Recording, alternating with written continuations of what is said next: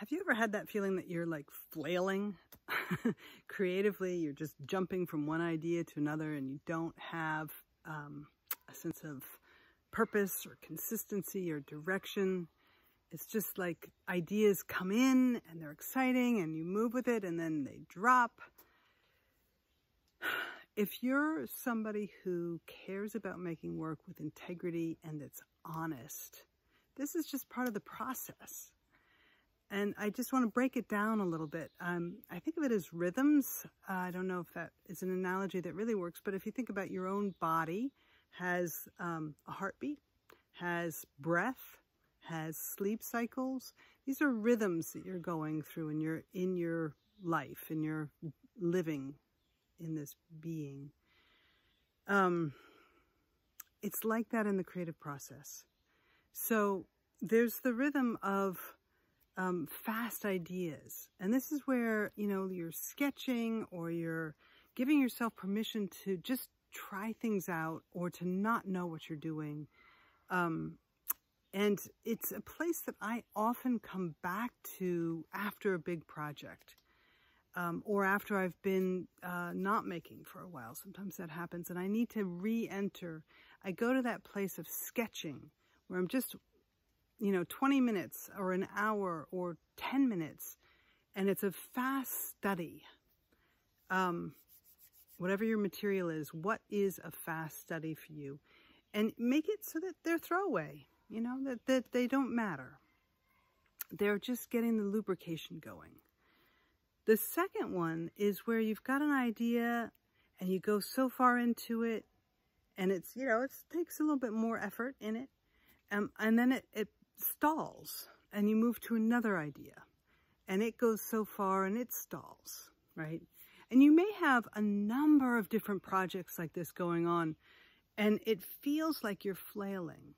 But in fact, what's happening is that they're bouncing off of each other and there's a gestation period in between. So when I'm working on project A, project B is sort of mulling things over. It's thinking about itself, right? And I may not get to that right away, but I can come back to it and it has a new focus in it, right? So this thing about bouncing back and forth between ideas is not a bad thing. It's an integral part of the process of working with integrity and honesty. That there are times when you need to stall on a project and let it rest. You can think of it as going fallow for a little while. There's a third rhythm that is also essential. And that's when you're in major focus and you're bringing something to full fruition. And I think of that for myself as when I'm working towards a show and I'm like, all the pieces are starting to come together and I have to do the completion work of it. And for me as a sculptor, sometimes that completion work feels like, oh, it's not the creative part of it as much as the practical part of it. There's a lot of very practical, labor-intensive parts of what I do. And I have to register that that too is part of the creative process. It's bringing it fully into fruition so that it can be put out into the world. So if you let yourself just register that these three different kinds of rhythm happen, and they don't happen necessarily in order, they sometimes go back and forth. Like I might need to pause from my big push to just do some sketches because, I gotta have some juice. That kind of thing does happen. And so respecting what your rhythm is in this moment and that all three of these different parts matter in the big picture.